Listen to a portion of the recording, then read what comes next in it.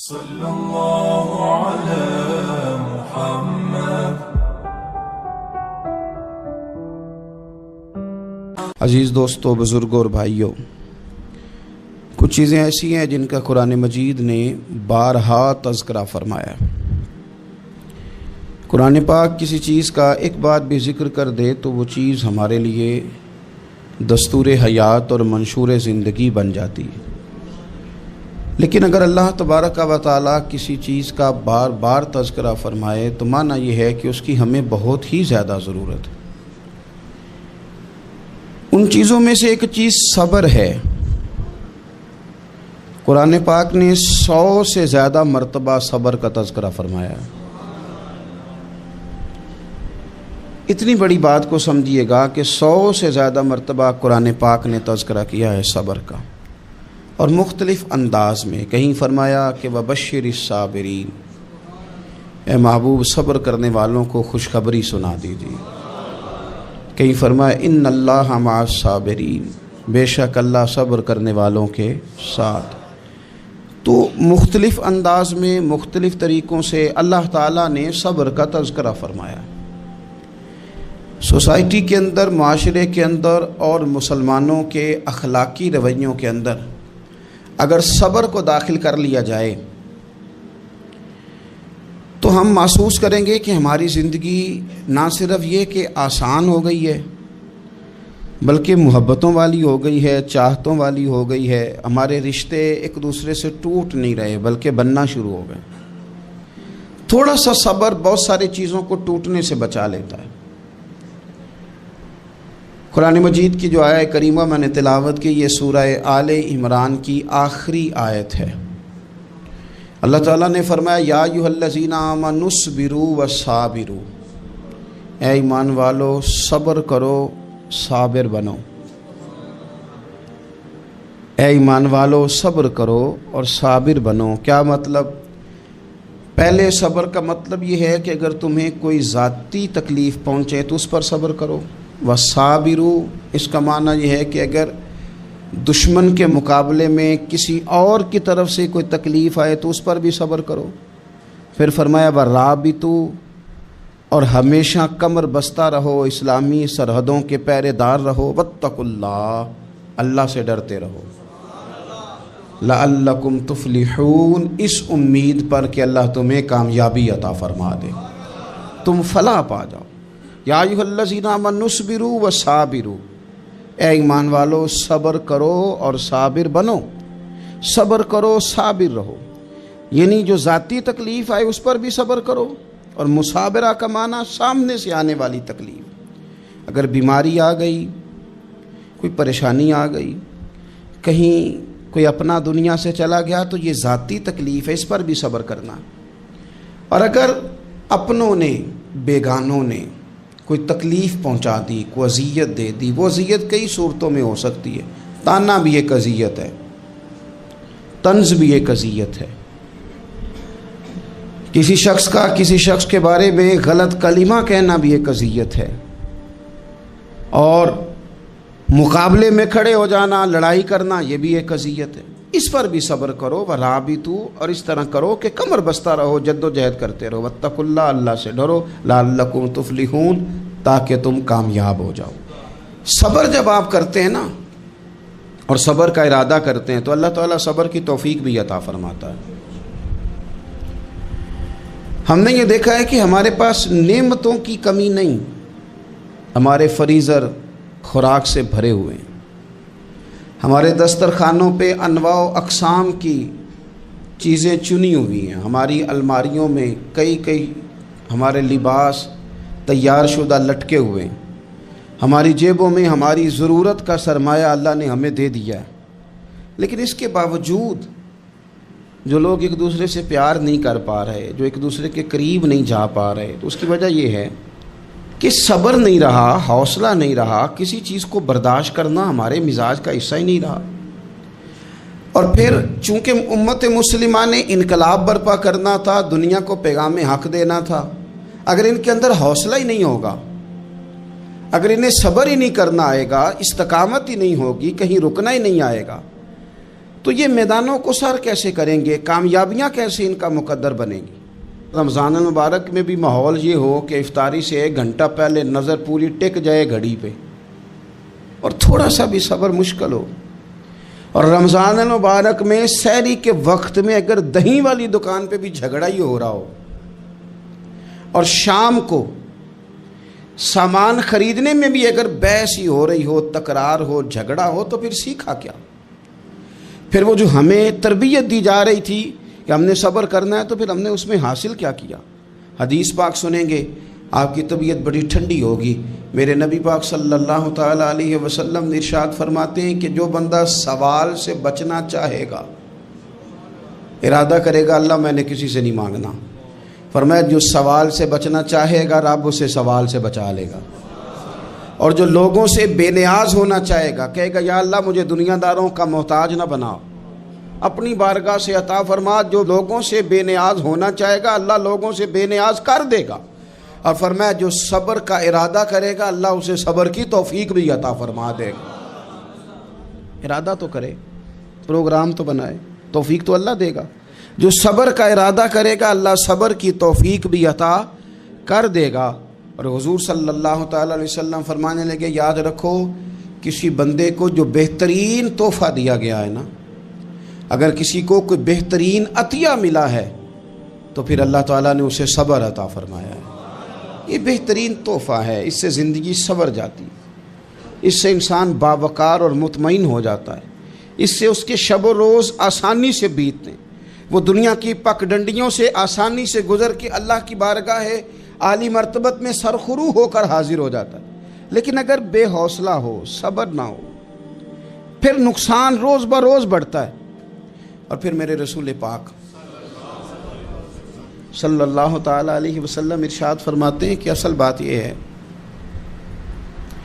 کہ اللہ تعالیٰ نہ کسی بندے کا درجہ بلند کرنے کا ارادہ فرماتا ہے، لیکن اس کے اعمال اس طرح کے نہیں ہوتے کہ اس کا درجہ بلند کیا جائے. اب رب کیا کرتا ہے؟ اللہ تعالیٰ اس کو مال کی، جان کی، اولاد کی کسی مشکل میں ڈال دیتا ہے. اس مصیبت پر وہ بندہ صبر کرتا ہے تو اللہ تعالیٰ اس کا درجہ بلند فرما دیتا ہے. اعمال اس قابل نہیں تھے کہ درجات بلند ہوں، وہ اعمال کی بنیاد پر نہیں کر سکتا تھا تو اللہ نے کسی مشکل میں ڈال کے نہ اپنے فضل سے درجہ بلند کر دیا. اب جو راہ طریقت کا مسافر تھا، جو سلوک کی منازل طے کر رہا تھا، جو اللہ رسول کے قریب جانے چاہ رہا تھا، اس کے لیے کتنی آسانی ہو گئی کہ مجاہدہ تو زیادہ نہ کر سکا، کثرت سے نفلی صوم و صلات کا بندوبست تو نہ کر سکا، تھوڑا سا صبر کیا، رب نے اپنا اور اپنے محبوب کا قرب عطا فرما دیا. تو یہ تو آپ صبر کرنے کے لیے جب نکلے ہیں تو آپ نے تو رب رسول کو پا لیا. یہ صبر تو وہ والا سفر ہے جس کی جو منزل ہے وہ اللہ رسول کا قرب ہے. ہم لوگ تھوڑی تھوڑی باتوں میں حوصلہ ہار جاتے ہیں، صبر چھوڑ جاتے ہیں، پریشانی بڑھ جاتی ہے. پتہ نہیں ایسے محسوس ہوتا ہے کہ جیسے یہی بندہ دنیا کا سب سے دکھی بندہ ہے. تو ایک تو یہ کہ ذاتی حیثیت سے صبر کرے، ایک یہ کہ پھر دشمن کا جب مقابلہ ہو، آمن نصبرو و صابرو، آپ کا جب مقابلہ سامنے کسی کے ساتھ ہو تو پھر تیر، تلواریں، اسلحہ، بندوقیں یہ نہیں زیادہ لڑتی. میدانوں میں حوصلے لڑتے ہیں، میدانوں میں صبر لڑتا ہے، میدانوں کے اندر توانائیاں لڑتی ہیں. میدان کربلا کے اندر کوئی مقابلہ نہیں تھا تیر کا تیر کے ساتھ، تلوار کا تلوار کے ساتھ کوئی مقابلہ نہیں تھا. میدان کربلا کے اندر ظلم کا صبر سے مقابلہ تھا. فتح کے ڈنکے یزید نے بجائے تھے، جشن ابن زیاد نے منایا تھا، لیکن قیامت تک اللہ نے جو فتح عطا فرمائی ہے تو وہ حسین ابن علی کے صبر کو عطا فرمائی، وہ سیدنا امام علی مقام کے صبر کو ملی. عزیز بھائی، صبر ہی ہمیشہ فاتح ہوتا ہے، صبر ہی جیتا کرتا ہے، صبر ہی کامیابیاں دیتا ہے. نتیجے صبر کے نکلتے ہیں، صبر کے، حوصلے کے نتیجے ہوتے ہیں. ہماری جلد بازی ہمیں شکست خوردہ کر دے گی، ہمارا حوصلہ نہ ہونا ہمیں ہرا دے گا. ہم کمزور پڑ جائیں گے اگر ہم بے حوصلہ ہو جائیں گے. سنو، میرے نبی پاک علیہ السلام نے تربیت کی. حضور اپنی امت کو درس دیتے ہیں، हुजूर फरमाते हैं पहले तो कोशिश ही ना करो कि तुम्हारी दुश्मन से लड़ाई हो, इस चक्कर में ही ना पड़ो कि लड़ाई हो। मुसलमान अमन वाले हैं, ये पुरअमन लोग हैं, ये अमन पसंद हैं, ये दाइये अमन हैं, ये मुआशरे में मोमिन होना अमन की अलामत है। फरमाया पहले तो ये प्रोग्राम ही ना बनाओ कि तुम्हारी लड़ाई हो, और फरमाया फिर अगर हो जाए ना तो फिर सब्र के साथ मुकाबला करो, फिर डट के मुकाबला करो, और फिर याद रखो कि ये जो जन्नत है ये तलवारों के साए में है, जन्नत तलवारों के साए में तुम्हें मिलेगी। फिर डटना सीखो। पहले तो बात ये कि तुम ये इरादा ही ना करो लड़ाई, और अगर कभी हो जाए वो लोगों को बताओ कि हैं हम पुरअमन लोग, पर दीन के लिए खड़ा होना हो तो फिर हमसे ज़्यादा किसी को खड़ा भी नहीं होना आता, फिर हमसे ज़्यादा किसी के पास ताकत भी नहीं। हज़रत मौला अली शेर खुदा रज़ी अल्लाह ताला अन्हु के ज़माने में कुफर के साथ एक जंग हो रही थी, तो काफिरों ने ना जासूस भेजे कि यार पता तो करो मुसलमानों की तैयारी किस तरह की है। तो जासूस वापस जाके कहने लगा समझ कोई नहीं आई उनकी, वो तो राहब किस्म के लोग हैं, सूफी किस्म के लोग हैं, वो तो कटे हुए हैं दुनिया से, मुसल्लों पे बैठ जाते हैं, रात को तो लगता है दुनिया से ताल्लुक़ ही कोई नहीं, लेकिन सवेरे उठ के मैदान में तलवार लेके निकलते हैं तो लगता है इनसे बड़ा मुजाहिद ही कोई नहीं। ये अजीब लोग हैं कि रात को मुसल्ले पे बैठे हैं तो लगता है कट गए दुनिया। ये सूफी लोग हैं, दरवेश हैं। यही मुसलमान की शान है। हो हल्का यारां तो बरे शम की तरह नर्म, रिज़्म हक को बातिल हो तो फौलाद है मोमिन, इधर आ सितमगर हुनर आजमाए तू तीर आजमा, हम जिगर आजमाए। हम तुझे अपना हौसला बताते हैं कितना, देख हमारे हौसले से टकरा के देख ये कितना ताकतवर और मजबूत है।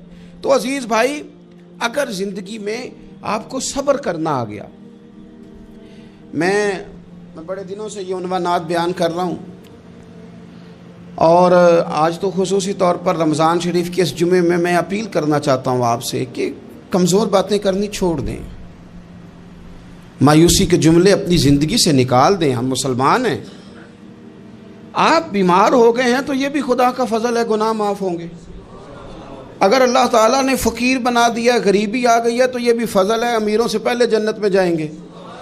अगर अल्लाह तबारक व तआला ने किसी जगह आपको मकान नहीं दिया और दूसरे को दे दिया है, तो आप वो लोग हैं जो अजीम सुन्नत अदा कर रहे हैं सैयदना बिलाल हबशी की। अगर किसी जगह कोई कमज़ोरी आ गई है, कोई पीछे रह गए हैं, तो ये खुदा का फ़ज़ल है। अल्लाह ताला ने चाहा हमारे लिए जो फ़ैसला, तो हम उस पर राज़ी हैं। लेकिन अपनी ज़िंदगी में और शिकवे इतने बढ़ा लिए हमने, इतने बढ़ा लिए कि लोगों से शिकवे करते करते रब रसूल से भी शुरू कर दिए। ग़ुलाम भी कभी शिकवा करता है, आका का भी शिकवा होता है, बंदा भी कभी शिकवा करता है, रब का भी शिकवा होता है, ये भी कभी होता है।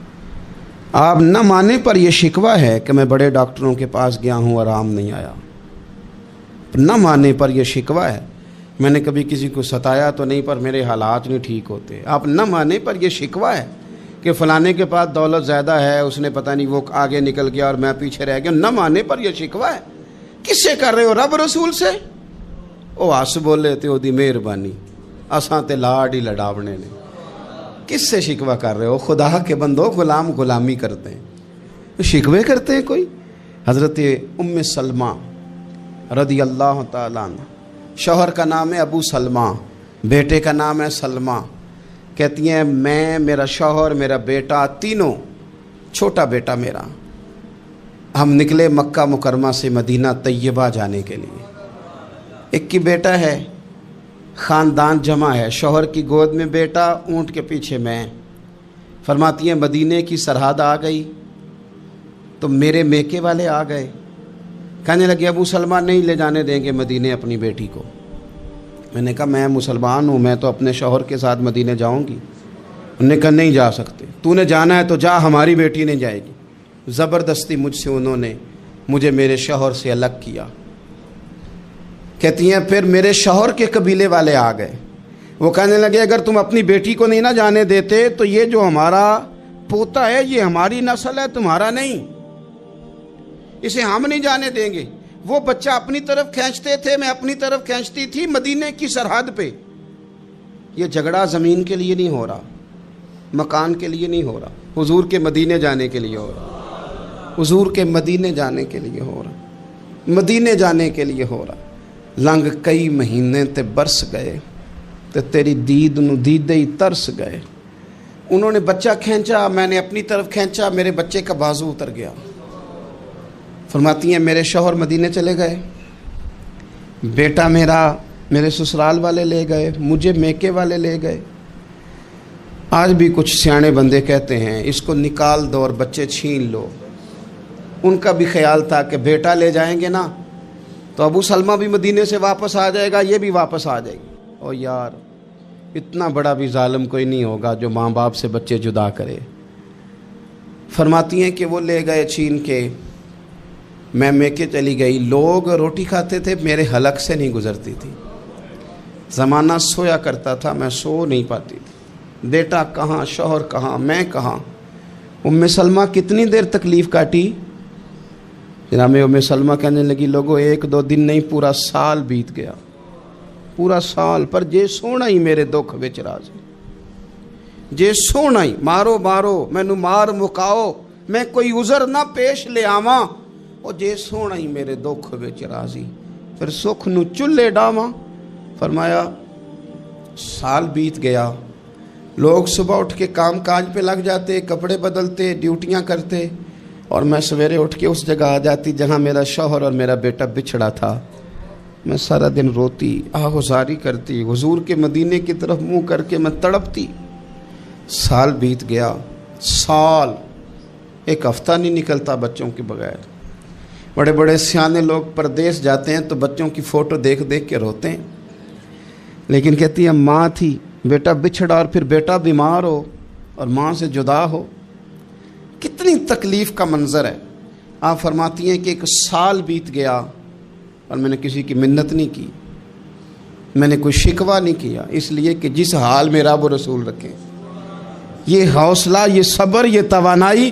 1 سال کے بعد میرے چچا کا بیٹا میرے پاس سے گزرا، تڑپتے دیکھ کر کہنے لگا میری بہن تو سارا دن روتی رہتی ہے۔ تو میں نے کہا بھائی تمہیں کیا بتاؤں، اس کا شوہر چلا جائے، بیٹا جدا ہو جائے، وہ کیا کرے گی؟ فرماتے اس نے جا کے میرے باپ سے، اپنے والد سے، میرے خاندان والوں سے کہا اس کی سزا کب ختم ہوگی؟ اس غریبنی کا قصور یہ ہے کہ یہ مدینے والے کا کلمہ پڑھتی ہے، اس کی غلطی یہ ہے کہ یہ مسلمان ہو گئی ہے، دین حق قبول کر لیا ہے، کیوں نہیں تم خیال کرتے؟ کہتے ان کے دل نرم ہوئے، وہ رضامند ہوئے مجھے مدینے جانے پہ۔ پھر اس نے کوشش کی میرے سسرال پیغام بھیجے، کب بس کرو، اور بچہ تو چڑیا کا جدا ہو جائے تو وہ تڑپا کرتی ہے، اور تم نے ایک جیتی جاگتی ماں کا بیٹا جدا کیا ہے۔ وہ بھی نرم ہوئے، رب نے اسباب بنائے، میرا بیٹا مجھے ملا۔ کہنے لگے تو رہ جا، میں نے کہا نہیں، تم مسلمان نہیں ہو، تمہیں پتہ نہیں نا، میں یہاں نہیں رہ سکتی، مجھے مدینے ہی جانا ہے۔ اکیلی اتنا سفر، جنگلوں کا رستہ، پہاڑی رستہ طے کر لو گی؟ میں نے کہا میں کر لوں گی۔ جنوں ویک کے ٹھر دیاں اکھیاں نے تو جنوں ویک کے ٹھر دا سینہ ہے، ربا تیری ساری خدائی چ ایک کی تے شہر مدینہ ہے۔ کہتی میں اونٹ پہ بیٹھی، بیٹا میں نے گود میں بٹھا لیا، میں سفر کرنے لگی، پر دل میں کھٹکا تھا کہ اتنا لمبا سفر، بیٹا چھوٹا ہے، کیسے کروں گی؟ کہتے مجھے عثمان بن طلحہ مل گئے، کہنے لگے کہاں جا رہی ہو بہن؟ میں نے کہا مدینے۔ کہنے لگے اکیلے جاؤ گی؟ میں نے کہا جانا تو ہے نا، کوئی ساتھ چلے نہ چلے پر شہر رسول تو جانا ہے نا۔ آپ فرماتی ہیں میں نے عثمان بن طلحہ سے نیک بندہ کوئی نہیں دیکھا، میرے اونٹ کی لگام تھام لی۔ جب مجھے اونٹ پہ بٹھاتے تھے نا، اونٹ بٹھا کے چلے جاتے تھے، میں بیٹھ جاتی تھی تو آ کے لگام تھامتے تھے۔ جب کہیں مجھے اتارتے تھے تو اونٹ بٹھا کے چلے جاتے تھے، میں اتر جاتی تھی تو اونٹ کو باندھتے تھے۔ سونا ہوتا تھا تو اونٹ بٹھا دیتے، میں اتر جاتی، وہ دور جا کے لیٹ جاتے۔ فرماتی تھی پھر میرے لیے میرے رب نے اسباب پیدا کیے اور میں مدینہ پہنچی، میں شوہر سے ملی، اور لوگوں میرے نصیب دیکھو، میں رہنے کہاں لگی؟ حضور کے مدینے میں، شہر رسول میں، شہر رہ پائے نظر ہوش میں آ، یہ کوہ نبی ہے۔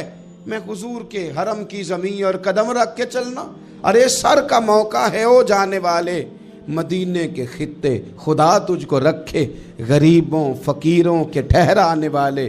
کہتی ہے میں وہاں بسنے لگی۔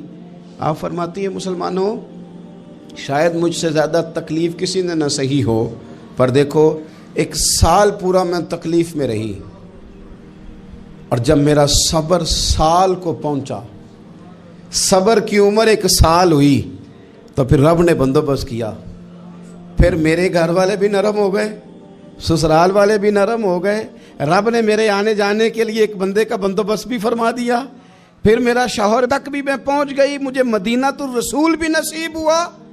1 سال میں نے صبر کیا تھا، رب نے مجھے مستقل مدینے کا ٹھکانہ عطا فرما دیا۔ لیکن جو بندہ صبر ہی نہ کر پائے، جو صبر ہی نہ، جو کہ جی بڑی دور سے آیا ہوں، بڑی دیر ہو گئی، بڑا ٹائم ہو گیا، کب جا کے مسئلہ حل ہوگا، وہ جو آپ نے بتایا تھا وہ تعویذ کب اثر کرے گا، وہ دعا کب قبول ہوگی، وہ فلانا معاملہ کب، بھئی یہ ڈیٹ تو آپ کو رب رسول ہی دے سکتے ہیں، بندہ تو کوئی اطلاع ہی دے گا، پیغام ہی دے گا، دعا ہی کرے گا۔ اگر زندگی میں حوصلہ ہی نہیں ہوگا، اگر آپ کو یہ قرار ہی نہیں آئے گا، ٹھہرنا ہی نہیں آئے گا کسی میدان میں۔ دیکھیں کچھ ایسی اذیتیں ہوتی ہیں جو اذیت ناک ہوتی ہیں، لیکن اگر غلامی میں آ جائے نا آپ، تو وہ اذیت ناک نہیں ہوتی، اس چبھن میں مزہ آنے لگتا ہے۔ کئی درد بھی مزیدار ہوتے ہیں، کئی درد بھی، کبھی زخم ٹھیک ہونے پہ آ جائے نا تو اسے چھیڑو تو مزہ آتا ہے، اس لیے کہ کچھ درد بھی مزیدار ہوتے ہیں۔ آتش سے کسی نے کہا تو روتا بڑا ہے، اس نے کہا محبوب کی یاد میں تڑپتا ہوں، ابھی تو ایک دل ہے، میرے تو خواہش تھی کبھی 2 ہوتے نا تو صحیح کر کے تڑپتا، رب نے دل ایک بنایا، کہتا وہ مزہ دیا ہے تڑپ نے کہ میری آرزو ہے یا رب میرے دونوں پہلوؤں میں دل بے قرار ہوتا۔ درد میں بھی مزہ ہے، پر شرط یہ ہے کہ لوگ درد میں بھی جینا سیکھیں۔ ہم نہ آرام میں جینا چاہتے ہیں، پنکھے کے نیچے جینا چاہتے ہیں، کاش کہ ہمیں صحرا میں بھی نیند کا مزہ لینے کا طریقہ آئے، پھر زندگی کے سارے راستے آسان ہیں، پھر اقرا بھی مشکل نہیں۔ لیکن چونکہ حوصلہ نہیں، صبر نہیں، وہ والا قرار نہیں جو ایک مسلمان سے رب رسول کا مطالبہ ہے۔ حدیبیہ کے موقع پہ نا نبی پاک صلی اللہ علیہ وسلم نے جو شرطیں کافروں کے ساتھ طے کی تھی نا، حضور نے نور بصیرت سے کی تھی نا، تو انہی شرطوں نے پھر فتح کے باب کھول دیے۔ ان فتحنا لک فتحا مبینا۔ ایک شرط یہ تھی کہ اگر کوئی مسلمان مدینے سے مکے آئے گا تو مکے والے واپس نہیں کریں گے، رکھ لیں گے۔ پھر غور کریں، کوئی مسلمان اگر مدینے سے مکے آئے گا تو مکے والے واپس نہیں کریں گے، اور اگر کوئی بندہ مسلمان اپنے آقا کی مرضی کے بغیر مسلمان ہو جائے اور وہاں سے وہ مدینے آئے گا تو حضور پناہ نہیں دیں گے۔ تو میرے بھائی، محبوب کی طرف سے آنے والا نہ صرف سوکھ ہی نہیں قبول کرنا چاہیے، دکھ بھی قبول کرنا چاہیے، دکھ بھی قبول کرنا چاہیے۔ ہمارا یہ مسئلہ ہے کہ ہم نہ میٹھی میٹھی کے قائل ہیں، کڑوی کڑوی کے قائل نہیں۔ اگر وہ کبھی دکھ دے نا تو محبوب کا دکھ بھی سکھ سمجھ کے قبول کرو۔ ہاں اس کی طرف سے کانٹا ہے کبھی تو اسے پھول سمجھ کے قبول کرو، وہ چبھے گا نہیں، انشاءاللہ مزہ ہی دے گا، وہ قبول تو کرو نا۔ تو اب حضرت ابو بصیر رضی اللہ تعالیٰ عنہ ایک صحابی تھے، ایک تو حضرت ابو جندل رضی اللہ تعالیٰ عنہ تھے نا، تو وہ تو حدیبیہ میں آ گئے، حضور مجھے لے جائیں، تو نبی پاک نے فرمایا میں نے وعدہ کر لیا ہے، ان کو بھی حضور نے واپس بھیج دیا۔ اور یہ بیچارے نا اپنے آقا کی جیل توڑ کے مکے سے بھاگ کے مدینے آئے، یا رسول اللہ مجھے قبول کر لے، میں بھاگ آیا ہوں، وہ بڑا ظلم کرتے ہیں، مارتے ہیں، تکلیف دیتے ہیں۔ وہ آئے تو ادھر سے نا اس کے مالک نے 1-2 بندے بھی بھیج دیے رکا دے کے کہ یا رسول اللہ آپ کا تو وعدہ تھا کہ آپ بندہ رکھیں گے نہیں۔ یہ آئے اور رکا بھی آ گیا۔ اب ذرا منظر کو سمجھیں۔ ہمارا تو یہ مسئلہ ہے کہ کہتے ہیں کہ میری 99 باتیں مانی ہیں، ایک نہیں مانی، لہذا میرا تعلق ہی کوئی نہیں۔ لیکن یہاں کیا کیفیت ہے؟ بندہ رو رہا ہے، تڑپ رہا ہے، حضور میں مار سے بچتا ہوا آیا ہوں، جیل توڑ کے آیا ہوں، مجھے قبول کر لیں۔ ادھر رکا آ گیا کہ آپ کا وعدہ تھا رکھیں گے نہیں۔ اب یہ کتنا مشکل مسئلہ ہے، لیکن رسول پاک علیہ السلام نے فرمایا ابو بصیر میں نے وعدہ کیا یار تجھے واپس جانا پڑے گا۔ اوئے ہوئے ہوئے، لوگ تو کہتے ہیں نا کہ وہ پیر صاحب نے کہا تھا تو میرا کام نہیں ہوا، لہذا میری بیعت ہی گئی، چھٹی ہو گئی، ماحول ہی بڑا عجیب ہے۔ حضور نے فرمایا واپس جا، لیکن جے کر یار دے نام دا ملے مینا، پھر انہوں چولی پا لئیے، مینے نو پنجے سٹیے نا، جے کر یار دے نام دا، سامنے والے نے تانا سمجھ کے دیا تھا پر یار کے نام کا تھا نا، اس نے کہا لا صحیح سونے کے نام کا ہے نا، تانا ہوا تو کیا ہوا، جے کر یار دے نام دا ملے مینا انہوں چولی پا لئیے پنجے سٹیے نا، تے جے کر یار دے نام دی ملے سولی پھر جھوٹا جھوٹ لئیے تے پیچھے ہٹیے نا، جھوٹا جھوٹ لئیے۔ اب لکھنے والے کا بھی اپنا انداز ہے نا، کہتے ہیں یہ بھی میرے لیے جھولا ہی ہے، یہ بھی آرام کی جگہ ہی ہے، جھوٹا جھوٹ لئیے تے پیچھے ہٹیے نا۔ حضرت ابو بصیر رضی اللہ تعالیٰ عنہ سے حضور نے فرمایا واپس جانا ہے، کہ سونیا ٹھیک ہے، کوئی شکوہ نہیں، کوئی گلہ نہیں، یہ بھی میرے محبوب کا حکم ہی ہے۔ اور کیا بات ہے، میرے نبی وعدوں کے پکے ہیں، کیا بات ہے، حضور نے جو کہا کر کے دکھایا۔ کہتے ہیں میں واپس جا رہا تھا، ایک دو بندے ساتھ تھے، جب مدینے کی حد گزر گئی نا، حضور نے تو کہا تھا نا مدینے میں پناہ نہیں دینی، تو میں نے اس سے کہا یار تلوار بڑی سونی ہے ذرا دکھانا، اس نے دکھائی تو ایک کی میں نے گردن کاٹ دی، دوسرا ویسے ہی بھاگ گیا، اور بھاگ کے حضور کے پاس آیا، جی اس نے تو مار دیا۔ تو سرکار فرمانے لگے میں نے تو وعدہ پورا کیا تھا نا، تم سے نہیں سنبھالا گیا تو معاملہ تمہارا ہے۔ اب حضرت ابو بصیر رضی اللہ تعالیٰ عنہ واپس آئے، عرض کی حضور اب میرے لیے کیا حکم ہے؟ حضور نے فرمایا میاں حکم وہی ہے، مدینے میں ہم نہیں رکھ سکتے، تم مدینے میں صحابہ تھے نا، حضور کی باتوں سے خوشبو لیتے تھے، مدینے میں نہیں رکھ سکتے۔ حضرت ابو بصیر کہتے ہیں میں مدینے کی سرحد سے نکل گیا، اس جگہ چلا گیا جو نہ مکے کی ریاست میں تھا نہ مدینے کی، ایک مقام ایس تھا جہاں میٹھے پانی کے کنویں تھے، وہاں رہنے لگا۔ حضرت ابو جندل کو پتہ چلا کہ ایک نیا ٹھکانہ بن گیا، وہ بھی جیل توڑ کے آ گئے، 70 بندے آ گئے، وہاں سے قافلے گزرتے تھے کافروں کے، یہ بھی مسلمانوں کو تنگ کرتے تھے، اگر مکے سے کوئی قافلہ گزرتا تھا تو ہم نے بھی ان کو پکڑا، کافر کا مال مال غنیمت اسباب بن گیا۔ اور وہ جب قافلہ لے کے آتے تھے تو ڈرے ہوتے تھے، اور ان کو تو ستایا تھا نا، کہتے ہمیں ستایا بڑا تھا، ہم تو انقلابی بن گئے تھے، ہم تو رکھ لیتے نا، بڑی منت کرتے، بڑی جان مشکل سے چھڑاتے، 70 بندے ہو گئے، پھر 300 ہو گئے۔ تب وہ بصیر کہتے ہیں دنیا مدینے جاتی تھی لیکن ہم تڑپتے تھے، ہم تڑپتے تھے، روت لنگ گئی ہے پھر باہر آندی تے اج چٹھیاں مدینے آئیاں نہیں، ہم تڑپتے تھے کہ یار کوئی موقع ملے، روز رات کو روتے تڑپتے۔ 300 انقلابیوں کا جتھا صبر سے بیٹھا ہے مدینے کی سرحد پہ، اندر آنے کی اجازت نہیں، پر غلامی میں روز اضافہ ہو رہا ہے۔ صبر دیکھو، غلامی میں روز اضافہ ہوتا ہے۔ تنگ آ گئے کافر، پہلے بڑی ڈینگیں مارتے تھے کہ دیکھو ہم نے کیسی شرط منوائی ہے، کیسی شرط منوائی ہے کہ ان کا بندہ آئے گا تو ہم واپس نہیں کریں گے، ہمارا جائے گا تو انہیں کرنا پڑے گا۔ پھر اتنے تنگ آئے کہ خود آ کے کہنے لگے حضور مہربانی کریں، یہ شرط تو ختم کرے نا، اور ان 300 کو تو مدینے بلائیں، مہربانی فرمائیں۔ حضور بڑے خوش ہوئے، آج غلاموں کے نام پیغام لکھا، غلاموں کے نام پیغام لکھا، چٹھی لکھی حضور نے۔ چٹھی کس چیز کی لکھی؟ آ جاؤ یار مدینے آ جاؤ، چٹھی آئی مدینے آنے کے لیے۔ حضرت ابو بصیر کے نام چٹھی گئی، آ جا یار مدینے، آ جا تیرے نام پیغام صبا لائی ہے سرکار نبی سے، اور آیا ہے بلاوا مجھے دربار نبی سے۔ پیغام آیا۔ حضرت ابو بصیر اتنے بیمار تھے کہ نزع کا عالم تھا، لیکن اس عالم میں بھی انتظار تھا۔ اس آخری ویلے اکھیاں میریاں رات تکنائے تیرا، تیرا تے سجنا کچھ بھی نہیں جانا، یہ پا جاویں ایک پھیرا، تے سر میرے تے آن کھلوویں تے پھر پردہ رہ جائی میرا، سوکھا نکلے صاحب ظہوری، یہ ویخ لوے مکھ تیرا۔ حضرت ابو بصیر کو نا وہ رکا گیا، حضور کی چٹھی گئی تو یوں چٹھی پڑی، حضور نے فرمایا آ جانا، رستہ کھل گیا ہے، تو آ جا، کھل گیا رستہ۔ دعا فرماؤ مدینے کے رستے کھل جائیں، کرو نا یار دعا مدینے کے رستے کھل جائیں۔ کچھ ایسے ہیں جنہوں نے سارے دکھ سنانے ہی مدینے جا کے ہوتے، کچھ لوگ ایسے ہیں جن کے دل اور کلیجے پھٹنے کو آ گئے، دعا کرو رستے کھل جائیں۔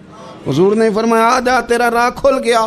حضرت ابو جندل کہتے ہیں میں سرانے کھڑا تھا، حضرت ابو بصیر کے خط پڑھا، مسکرائے، اشارے سے کہنے لگے کہ دیکھ میرے نبی کا خط ہے، حضور کی چٹھی میرے نام آئی ہے، پڑھنا۔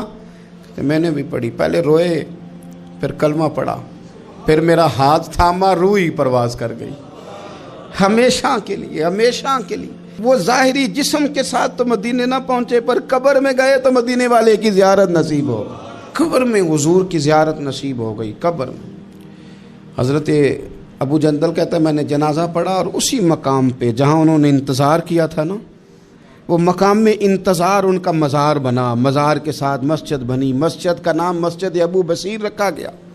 انہوں نے اس انتظار میں جان دے دی، پر صبر کیا، شکوہ نہیں کیا۔ یارو اتنی شکایتیں، اتنے شکوے۔ ایک بات میرا اور کرنے کو دل کر رہا ہے۔ ایک صحابی تھے حضرت عاصم بن ثابت رضی اللہ تعالیٰ عنہ، جنگ احد میں نا حضور کے ہاتھ پہ موت کی بیعت کی، جنگ احد میں بیعت کی، سونیا تیرے نام پہ مرنا، ڈٹ کے لڑے۔ سلافہ بن سعد کے 2 بیٹے بدر میں قتل کیے انہوں نے۔ اس نے قسم کھائی کہ معاذ اللہ میں ان کا سر منگا کے تو ان کی کھوپڑی میں شراب پیوں گی۔ سلافہ بن سعد نے یہ قسم کھائی کہ میرے 2 بیٹے قتل کیے ہیں، میں ان کی کھوپڑی میں شراب پیوں گی معاذ اللہ۔ ایک قبیلہ غزیل تھا، انہوں نے احد کے بعد حضور سے کہا کچھ قاری ہمیں دے دیں، ہم نے قرآن سیکھنا ہے۔ تو نبی پاک نے کچھ بندے بھیجے، تو عاصم بن ثابت کو بھی بھیجا، لیکن انہوں نے دھوکہ کیا، وہاں جا کے ان کو گرفتار کر لیا۔ جب گرفتار کر کے مکے والوں کے ہاتھ بیچنے لگے تو حضرت عاصم بن ثابت نے تلوار نکال لی، فرمانے لگے میں کافر کا قیدی ہو کے جینے سے بہتر ہے شہادت کی موت مر جاؤں۔ کافروں کا قیدی لڑے اور فرمانے لگے میرے کمان میں تیر باقی ہے، میں لڑوں گا اور اتنا لڑوں گا کہ تمہیں پتہ چلے گا مجھے لڑنا آتا ہے۔ اور فرمایا میں صبر کروں گا اور صبر کر کے دکھاؤں گا، میں ڈٹوں گا اور تمہیں ڈٹ کے۔ اکیلا بندہ میدان میں ڈٹ گیا، اکیلا۔ جب تیر ختم ہو گئے تو پھر نیزہ نکال لیا۔ یہ بات آپ کو اس لیے سمجھا رہا ہوں کہ کچھ لوگ کہتے ہیں جی میں اکیلا کیا کروں، تو یہ آخر میں یاد رکھیں کہ صبر آپ نے کرنا ہے چاہے اکیلے بھی رہ جائیں، حوصلہ کرنا ہے چاہے اکیلے بھی رہ جائیں۔ اکیلے لڑے، تیر ختم ہو گئے تو نیزہ نکال لیا، خوب لڑے۔ اب اس نے قسم کھائی تھی کہ میں نے ان کی کھوپڑی پہ معاذ اللہ کھوپڑی منگانی ہے، سر منگانا ہے، اور یہ جو لے جا رہے تھے دھوکے کے ساتھ یہ بھی بیچنے لے جا رہے تھے۔ تو جب تھک گئے نا اور چاروں جانب سے جسم میں تیر پہ وسط ہو گئے تو دعا مانگی، اکیلا بندہ اور صبر کا مقام، دعا مانگی، کہا اے اللہ میں نے آخری دم تک تیرے دین کی حفاظت کی ہے، اب تو میرے جسم کی حفاظت کرنا، ان کے ہتھے نہ چڑھ جائے میرا جسم۔ حضرت عاصم بن ثابت رضی اللہ تعالیٰ عنہ شہید ہو گئے۔ کافر قریب گئے جسم پکڑنے کے لیے، گرفتار کرنے کے لیے، سر کاٹنے کے لیے، تو شہد کی مکھیاں آ گئیں، پورے جسم پہ قبضہ کر لیا۔ قریب جاتے تو مکھیاں لڑتی، کہنے لگے پیچھے ہٹ جاؤ، شام ہوگی نا توڑ جائیں گی، پھر ہم سر کاٹ لیں گے۔ شام تک چاروں جانے بیٹھے رہے، نہ کوئی ہوا آئی، نہ کوئی بادل برسا، نہ کوئی طوفان آیا۔ شام کو انہوں نے اٹھانا تھا، ایک ریلا آیا پانی کا اور جناب عاصم بن ثابت کی لاش مبارک کو بہا کے لے گیا۔